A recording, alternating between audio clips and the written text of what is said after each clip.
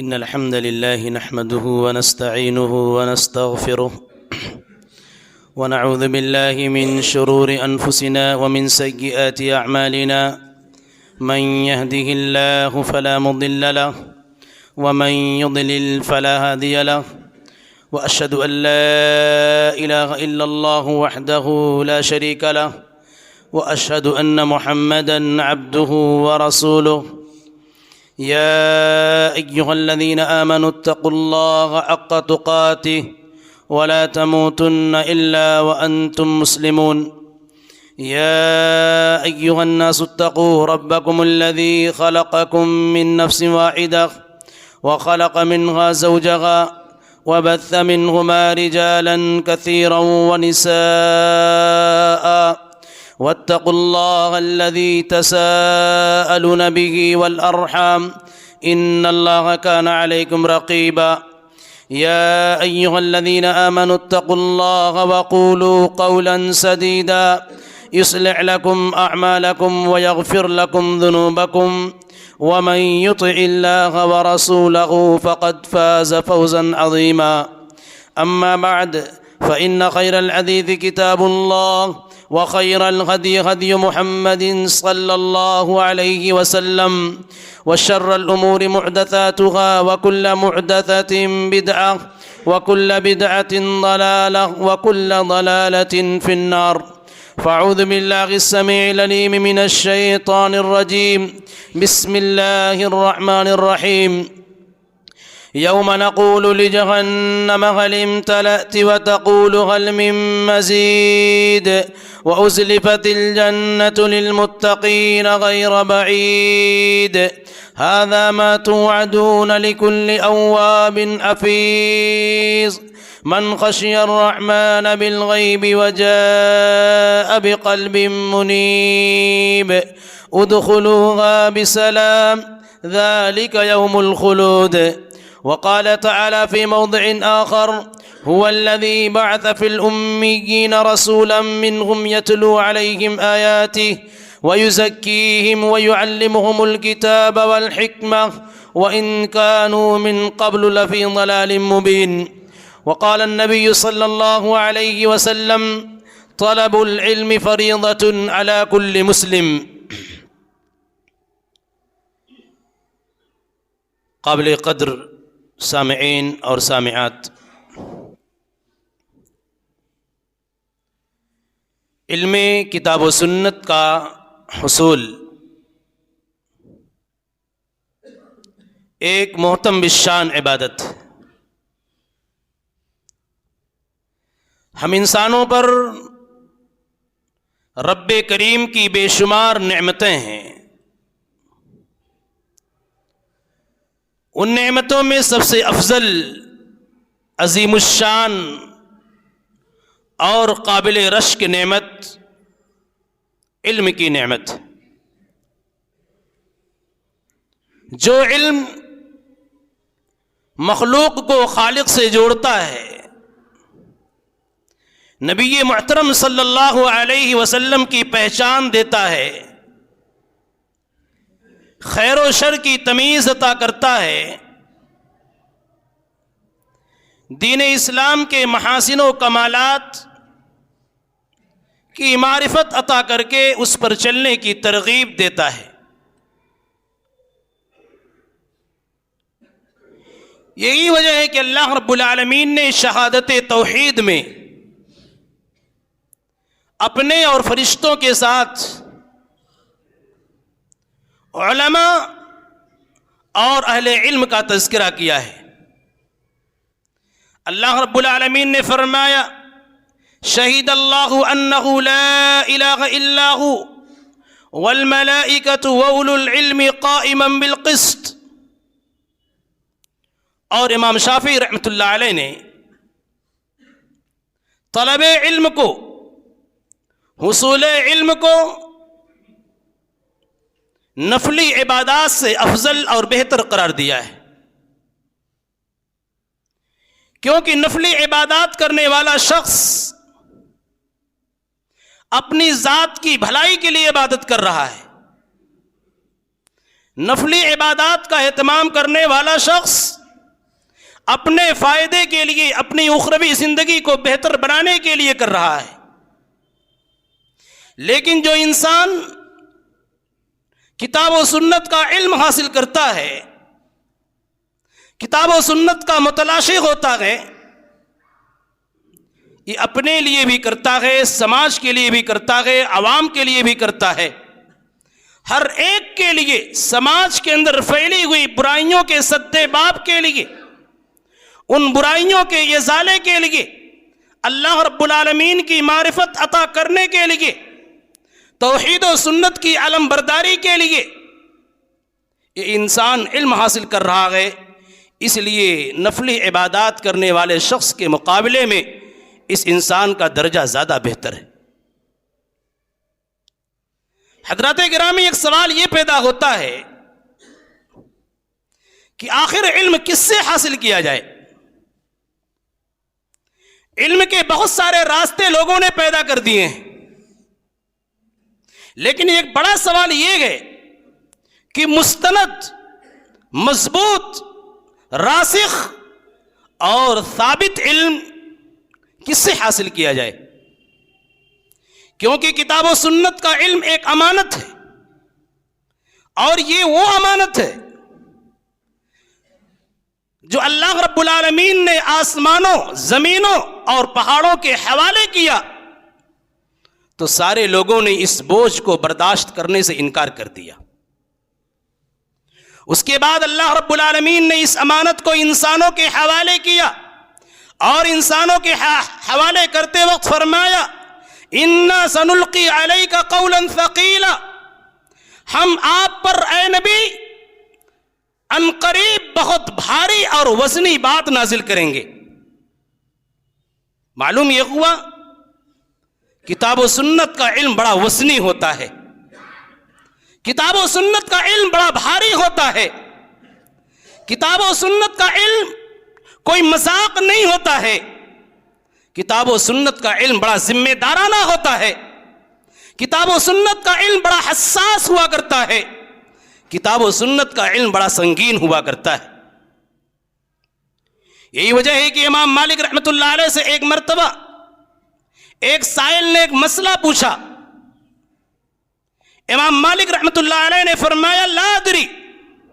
میں تمہارے اس سوال کا جواب نہیں جانتا۔ سائل نے کہا یہ تو بہت معمولی، ہلکا اور پھلکا مسئلہ ہے، اسے بھی آپ نہیں جانتے؟ امام مالک رحمۃ اللہ علیہ غصہ ہو گئے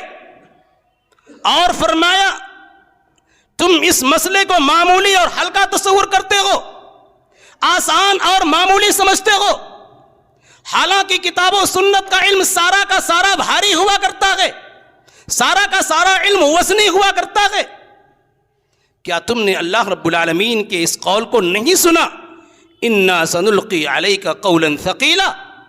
کہ اے محمد ہم آپ پر عنقریب بہت بھاری اور وزنی بات نازل کریں گے؟ سنو، علم کتاب و سنت پورا کا پورا بھاری ہوا کرتا ہے، خاص طور سے وہ علم جس کے متعلق اللہ رب العالمین سوال کرے گا، جس کے متعلق اللہ رب العالمین پوچھے گا کہ ہم نے تجھے کتاب و سنت کے علم سے مزین کیا تھا، تو نے کتاب و سنت کا علم کس حد تک لوگوں تک پہنچایا، کس حد تک تم نے خود اللہ رب العالمین کی معرفت حاصل کی، کس حد تک تم نے سماج میں پھیلی ہوئی برائیوں کا سد باب کیا، کس حد تک تم نے کتاب و سنت کی علم برداری کی بات کی۔ یہ علم بڑا حساس ہے۔ جب یہ علم اتنا حساس، اتنا ذمہ دارانہ اور اتنا سنگین ہے تو ایسی صورت میں اس علم کے طالبین، اس علم کے حاصل کرنے والے، اس علم کے متعلمین، اس علم کے شائقین کے لیے ضروری ہے کہ علم وہیں سے حاصل کریں اور انہیں سے حاصل کریں جن کے بارے میں شریعت مطہرہ نے رہنمائی فرمائی، جن کے بارے میں سلف صالحین نے رہنمائی کی گئی، جن کے سلسلے میں اہل علم نے، علماء نے اصول وضع کیے ہیں، اصول بنائے ہیں۔ انہی اصولوں میں سے ایک بڑا اصول یہ ہے جیسا کہ اللہ کے نبی صلی اللہ علیہ وسلم نے فرمایا ان من اشراط الساعۃ ان یلتمس العلم عند الاصاغر، کہ قیامت کی نشانیوں میں سے ایک نشانی یہ ہے علم کتاب و سنت کو چھوٹے چھوٹے علماء کے پاس حاصل کیا جائے گا۔ اس حدیث کے اندر جو لفظ اصاغر گئے، اس لفظ اصاغر کی مفہوم کے سلسلے میں علماء کے کئی اقوال ہیں۔ ان میں پہلا قول یہ ہے جو اس کے ظاہری معنی پر معمول کیا گیا ہے، یعنی کبار علماء کی موجودگی میں، بڑے علماء کی موجودگی میں، کتاب و سنت میں مضبوط علماء کی موجودگی میں، راسخ علماء کی موجودگی میں چھوٹے علماء سے علم حاصل کرنے سے پرہیز کیا جائے، کیونکہ عالم کی درازی عمر کے ساتھ ساتھ جیسے کہ ایک عالم کی عمر زیادہ ہوتی گئی اس عالم کے اندر سنجیدگی پائی جاتی گئی، اس عالم کے اندر متانت پایا جاتا گئے، وقار میں اضافہ ہوتا ہے، جوانی کی حدت اور طیش ختم ہو جاتا ہے، علم کے ساتھ ساتھ تجربہ اور مسائل کا صحیح تصور اور تجزیہ، انجام و عواقب پر گہری نظر اس کی ہوا کرتی ہے۔ علم ہے، عمل ہے، تجربہ ہے، ان تینوں کا سنگم جب ہوتا ہے، جب یہ تینوں چیزیں اکٹھا ہوتی ہیں ایک عالم کے اندر، تو پورے سماج کے لیے مشعل راہ اور چراغ ثابت ہوتا ہے۔ اس لیے سماج میں جو بڑے علماء ہیں، مستند علماء ہیں، بااعتماد علماء ہیں، علم کے حصول کے لیے انہی کی طرف رجوع کیا جائے، علم کو حاصل کرنے کے لیے انہی کی طرف قدم بڑھایا جائے۔ اور اصاغر کی دوسری تفسیر کی گئی جاہل، یعنی جاہلوں کے پاس کتاب و سنت کا علم حاصل نہ کیا جائے، جو کتاب و سنت کی بوبات سے واقف نہیں ہوتے گے، کتاب و سنت کے کاف اور سین سے واقف نہیں ہوتے گے، جاہل تو ہوتے گے لیکن علم کا بڑا غرور ہوتا ہے، علم کا بڑا غرہ ہوتا ہے، اور کتابوں اور علماء کی تنقیص اور توہین کرتے ہیں، کتاب و سنت کے مبادیات سے واقف نہیں ہوتے ہیں، اصول تعلیم سے واقف نہیں ہوتے ہیں، منہج مؤلفین سے واقف نہیں ہوتے ہیں، علوم و فنون کے مبادیات سے واقف نہیں ہوتے ہیں۔ ایسے علماء سے علم حاصل کرنے سے پرہیز کیا جائے، اس لیے کہ ایسے علماء سماج کے لیے اصلاح کم، فساد اور بگاڑ کا ذریعہ زیادہ بنتے ہیں۔ اسی لیے شیخ البانی رحمۃ اللہ علیہ نے فرمایا یہاں اصاغر سے مراد جہلا ہیں، جاہل حضرات ہیں، یعنی کتاب و سنت کا علم جانے بغیر کتاب و سنت کے حوالے سے گفتگو کرتے ہیں، کتاب و سنت کے مسائل کو نہیں جانتے ہیں، لیکن فتویٰ بازی میں بڑے دھڑلے کے ساتھ کام لیتے ہیں، اور فتویٰ بازی ایسا کرتے ہیں جیسے کتنی گہرائی اور گہرائی کا علم ان کے پاس موجود ہے، اور یہ قیامت کی نشانی قرار دی گئی۔ آج سماج میں آپ دیکھیں ایسے ایسے لوگوں کو آگے بڑھانے کی کوشش کی جا رہی ہے، اور یہ الزام اور اتہام دے کر کے آگے بڑھایا جا رہا ہے کہ علماء نے دعوتی میدان میں کام نہیں کیے، علماء کی تنقیص ہوتی ہے، علماء کی توہین ہوتی ہے، علماء کو ذلیل کرنے کی کوشش کی جاتی ہے، اور علماء کے علم پر تھوکنے کی کوشش کی جاتی ہے۔ عزیزان گرامی، آپ ایسے لوگوں کو آگے بڑھانے کی بات کرتے ہیں اور ایسے لوگوں کو سنتے ہیں جو کتاب و سنت سے واقف نہیں، جن کا منہج غلط ہے، جن کا عقیدہ غلط ہے، جو کتاب و سنت کے اندر گہرا علم نہیں رکھتے ہیں، مضبوط اور راسخ علم نہیں رکھتے ہیں، ایسے علماء پر آپ اعتماد کرتے ہیں، یقین جانیں کہ ہم اور آپ خطرے کے راستے پر ہوں گے، خطرناک ڈگر پر ہوں گے۔ اس سلسلے میں آپ دیکھیں آج کے موبائل کے دور میں، موبائل نے جہاں بہت سارے فتنوں کو جنم دیا ہے، موبائل نے جہاں بہت ساری برائیوں اور بیماریوں کو جنم دیا ہے، انہی بیماریوں میں سے، انہی فتنوں میں سے ایک بڑا فتنہ یہ ہے کہ ہر آدمی اپنی منچاہا عالم کی تقریروں کو سننا چاہتا ہے، ان کے بیانات کو سننا چاہتا ہے۔ جب ان سے پوچھا جائے فلاں صاحب کی تقریر آپ کیوں سنتے ہیں، آپ ان سے کیوں متاثر ہیں؟ مولانا بڑی اچھی انداز میں تقریر کرتے ہیں، مولانا بولنے کے دوران انگریزی لفظ کا استعمال کرتے ہیں، مولانا جب یہ بولتے ہیں تو ترنم کے ساتھ، راگ کے ساتھ بولتے ہیں، مولانا جب یہ بولتے ہیں تو دنیا کی بہت ساری مثالیں دے کر کے سمجھاتے ہیں، اور ہمارے ذہن و دماغ میں بیٹھتی ہے وہ بات۔ یاد رکھیں عزیزان گرامی، حقوق والدین پر اچھی تقریر کر لے گا، حقوق الزوجین پر اچھی تقریر کر سکتا ہے، اور حقوق الجار پر، پڑوسیوں کے حقوق پر اچھی تقریر کر سکتا ہے، نکاح و طلاق پر اچھی تقریر کر سکتا ہے، اور دوسرے بہت سارے موضوعات پر تقریر کر سکتا ہے۔ لیکن جب یہ عالم جس سے ہم اور آپ متاثر گئے، جس سے سماج متاثر گئے، جب عقیدے کی گفتگو کرے گا، منہج کی گفتگو کرے گا، تو ایسی صورت میں ایسی باتیں ہمارے ذہن و دماغ میں ڈالنے کی کوشش کرے گا کہ ہمارا ایمان خطرے میں واقع ہو جائے گا۔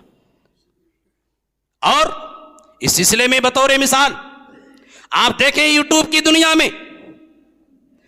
مرزا علی انجینئر موجود ہے دنیا میں، جو خارجی ہے، کتاب صحابہ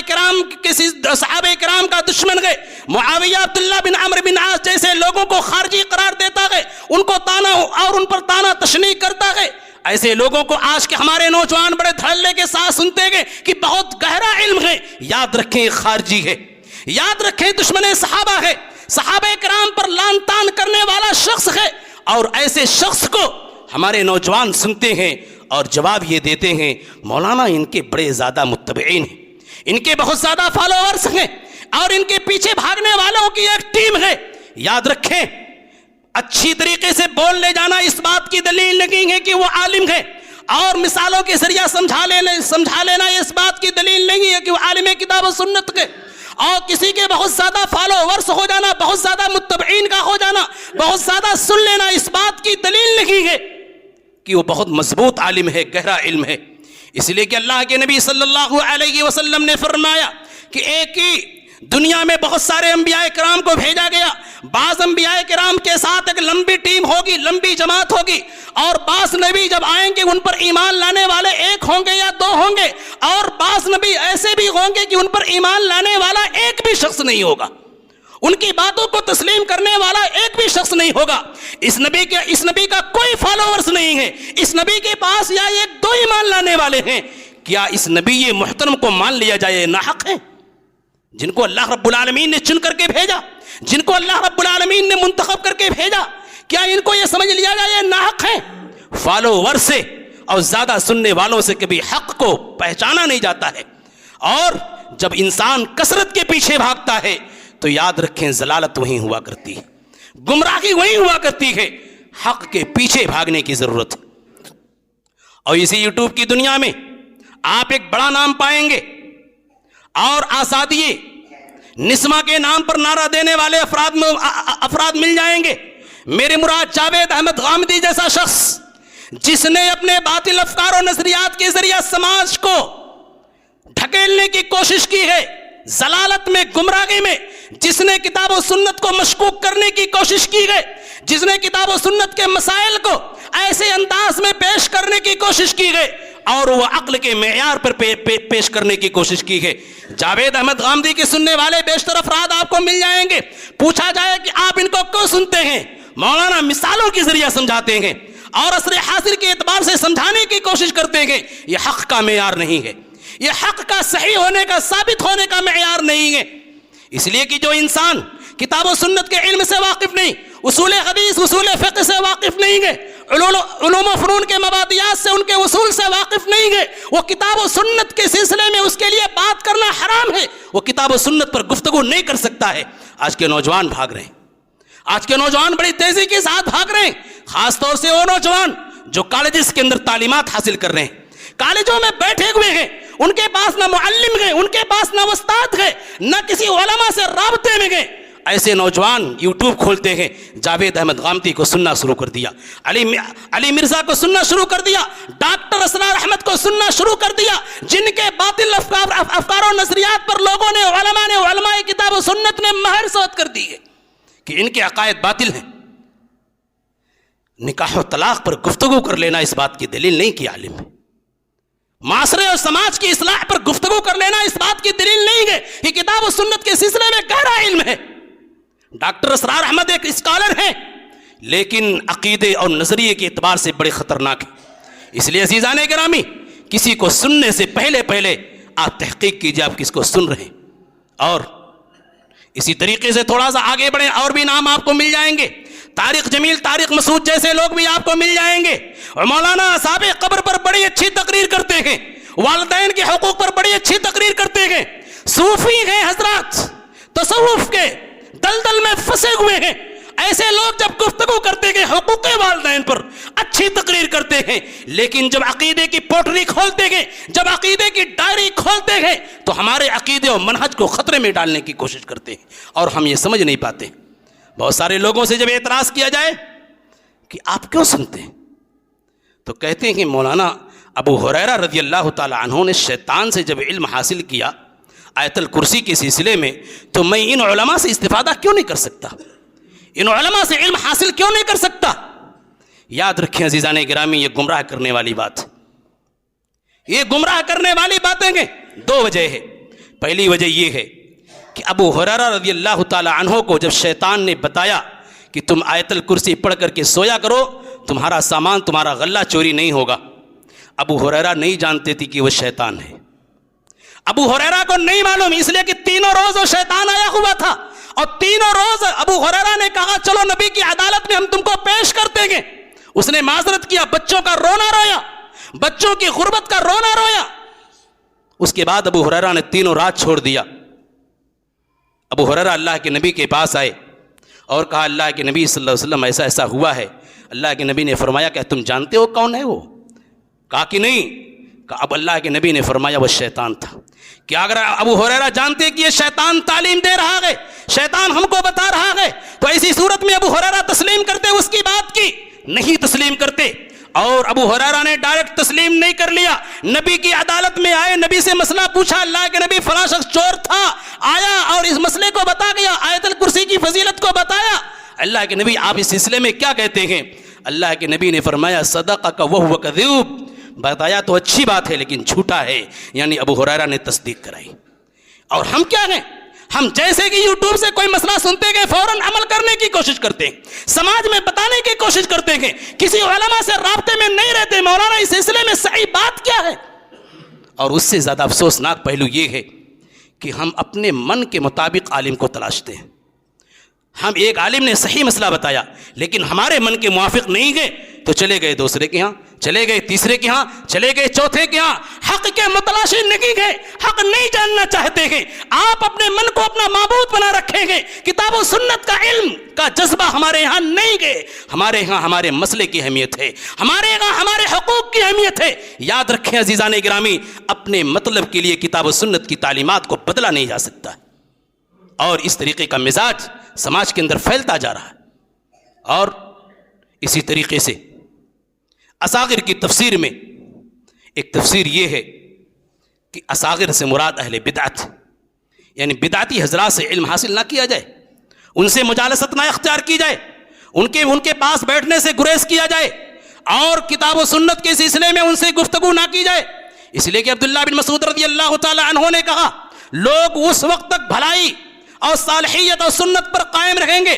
جب تک ان کے پاس علم صحابہ کے ذریعے آئے گا، جب تک ان کے پاس اہل علم، بڑے اہل علم کے ذریعہ علم آئے گا، تب تک یہ لوگ صالحیت اور سنت پر قائم رہیں گے۔ لیکن جب اصاغر کی طرف سے، بدعتیوں کی طرف سے علم حاصل کرنا شروع کر دیں گے، سارے کے سارے لوگ ہلاک ہو جائیں گے، سارے کے سارے لوگ برباد ہو جائیں گے۔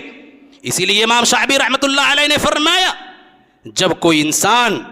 رائے کے ذریعے، قیاس کے ذریعے علم دینے کی کوشش کرے تو اسی صورت میں اس کی بات لینے سے پرہیز کرو۔ اور محمد بن سیرین،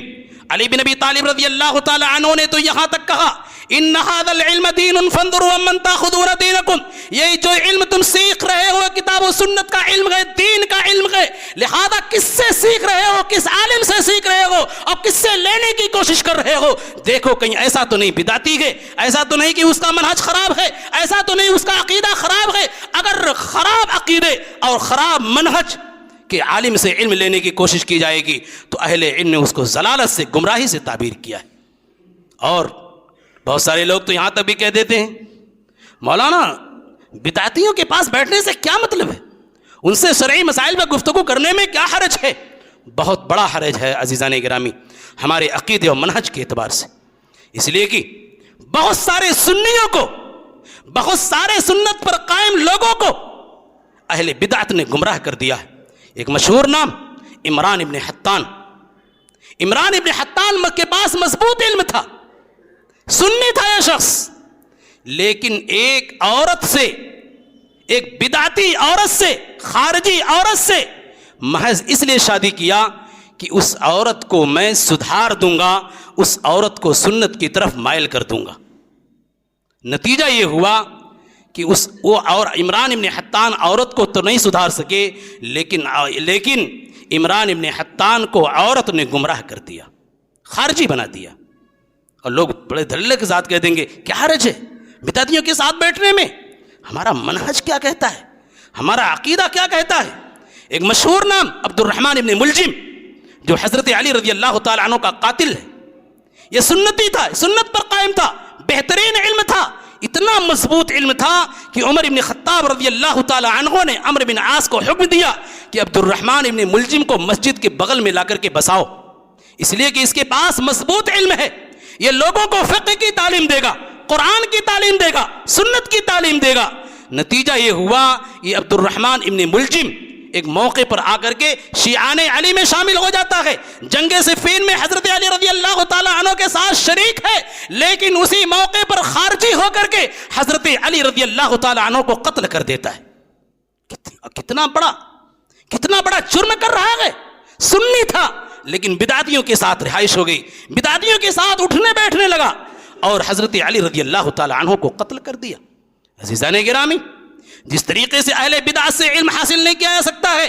ایسے کہ اہل بدعت کی کتابوں کو نہیں مطالعہ کیا جا سکتا ہے، اہل بدعت کی کتابوں سے احتراز کیا جائے گا، بچنے کی کوشش کی جائے گی۔ اس لیے کہ ابو عثمان سعید بن عمرو البرزعی کہتے ہیں کہ میں نے ابو زرعہ رضی اللہ تعالیٰ عنہ سے پوچھا کہ حارث محاسبی کی کتابوں کے بارے میں آپ کی کیا رائے ہے، کیا ان کی کتابوں کا مطالعہ کیا جا سکتا ہے؟ کہا کہ نہیں، اس لیے کہ اس کی کتابوں میں بدعت بھری ہوئی ہے، اس کی کتابوں میں گمراہی اور ضلالت بھری ہوئی ہے۔ کہنے والے نے کہا کہ اس کے اندر بہت ساری نصیحت کی باتیں ہیں، بہت ساری عبرت کی باتیں ہیں۔ امام ابو زرعہ رحمۃ اللہ علیہ نے فرمایا کہ جس شخص کو اللہ رب العالمین کی کتاب ہدایت نہیں دے سکی، جو آدمی کتاب اللہ سے ہدایت نہیں پا سکا، وہ آدمی ان جیسی کتابوں سے ہدایت کیسے پا سکتا ہے؟ آج بہشتی زیور کو شادیوں میں دیا جا رہا ہے، ہدیہ و تحفے کے نام پر فضائل اعمال کا مطالعہ کیا جا رہا ہے۔ اندازہ کیجئے کتنے کتب تفاسیر موجود ہیں، قرآن کی تفسیریں، قرآن کا ترجمہ موجود ہے،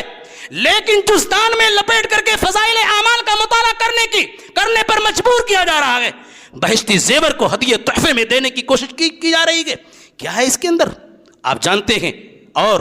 جن لوگوں نے اس کتاب کا مطالعہ کیا وہ جانتے ہیں کہ ضلالت سے، گمراہی سے، خطرناکی سے یہ کتابیں بھری ہوئی، جن کا کتاب و سنت سے کوئی تعلق نہیں، کوئی تال میل نہیں۔ اب ایک سوال یہ پیدا ہوتا ہے کہ آخر علم حاصل کرنے کے لیے ہم نے یہ سمجھا کہ علماء سے رابطہ کیا جائے، لیکن کیا صرف کتابوں سے علم حاصل کیا جا سکتا ہے؟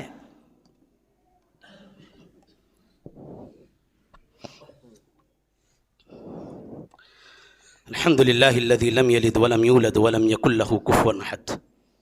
یاد رکھیں، علم ہے، اور علم کے سلسلے میں موجودہ وقت میں بہت سارے شکوک اور شبہات پھیلائے جا رہے ہیں۔ انہی میں سے ایک شبہہ یہ ہے کہ ہم علماء کے پاس نہیں جائیں گے، ہم اہل علم کے پاس نہیں جائیں گے، ہم کتابیں پڑھ کر کے عالم ہو جائیں گے۔ بڑا خطرناک نظریہ ہے یہ، بڑی خطرناک فکر ہے یہ۔ بغیر علماء کے رجوع کے، بغیر علماء کے پاس جائے بغیر، علماء کے پاس جائے بغیر ہم کتاب و سنت کا علم حاصل نہیں کر سکتے۔ اس لیے کہ امام شاطبی رحمۃ اللہ علیہ نے فرمایا علم لوگوں کے سینے میں تھا، اور علماء نے اس علم کو کتاب و سنت پر کاغذ پر تحریر کر دیا، اور علماء ان کتابوں کی کنجیاں ہیں۔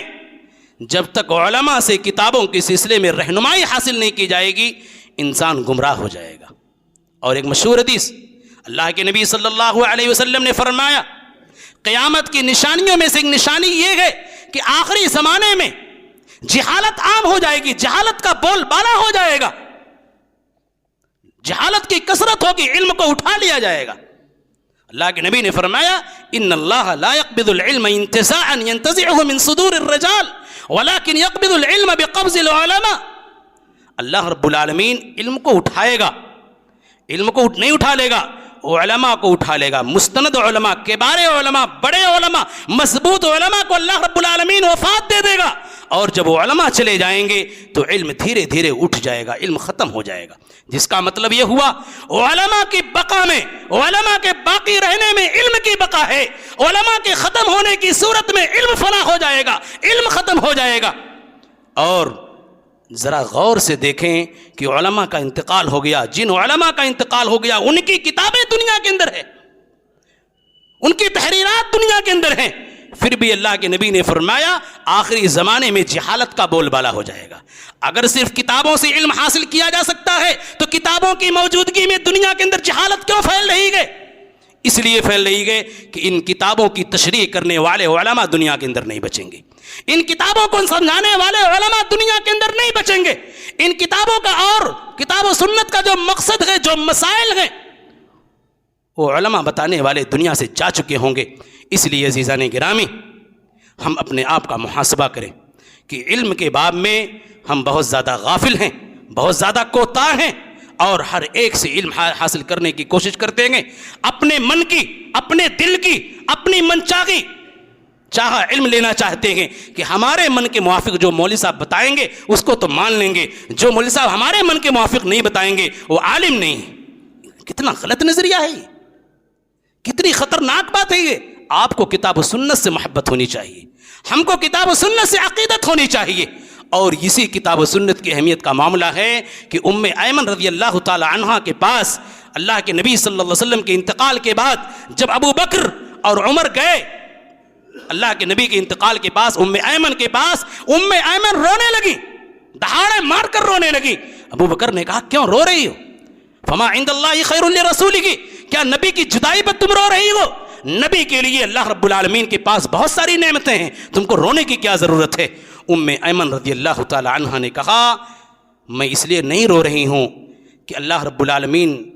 کے پاس نبی کے لیے بہت ساری چیزیں ہیں یا نبی کا انتقال ہو گیا، میں اس لیے رو رہی ہوں ان الوحی قد انقطع من السماء، نبی کے انتقال کے بعد اب علم ہم کس سے حاصل کریں گے؟ آسمان سے علم کیسے آئے گا؟ اس لیے کہ نبی کا انتقال ہو گیا، اور نبی کے انتقال کے بعد کتاب و سنت کا علم حاصل ہونا بند ہو گیا۔ یہ علم کی اہمیت ہے،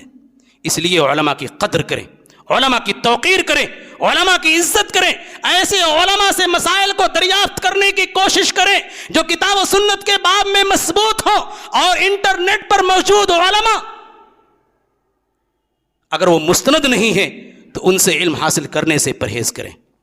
بہت سارے لوگوں کو آپ دیکھیں گے سماج کے اندر جب کوئی مسئلہ پوچھو تو گوگل کو ٹچ کر دیں گے، بتا دیں گے، بول صاحب آپ نہیں جانتے، دیکھیے گوگل میں یہ بتا رہا ہے۔ مولوی صاحب نے پوری زندگی اسی میں کھپا دی ہے، لیکن یہ آدمی آیا، پورا اعتماد، پورا بھروسہ انٹرنیٹ پر ہے، گوگل پر ہے، گوگل کو سرچ کیا، نیٹ کو کھولا اور بتا دیا مولوی صاحب مسئلہ یہ ہے، وہ نہیں جانتا مسئلے کی حقیقت۔ اس لیے عزیزان گرامی ڈریے، خوف کھائیے، علم کے باب میں محتاط رہیے، جیسے ائمہ اور محدثین امام مالک جیسے لوگ محتاط تھے۔ اللہ رب العالمین سے دعا ہے الہ العالمین ہم تمام لوگوں کو کتاب و سنت کے علم کے باب میں محتاط بنا، صحیح اور درست مسائل جاننے کی توفیق عطا فرما، آمین۔ تقبل یا رب العالمین۔ اقول قولی ھذا واستغفر اللہ لی ولکم ولسائر المسلمین۔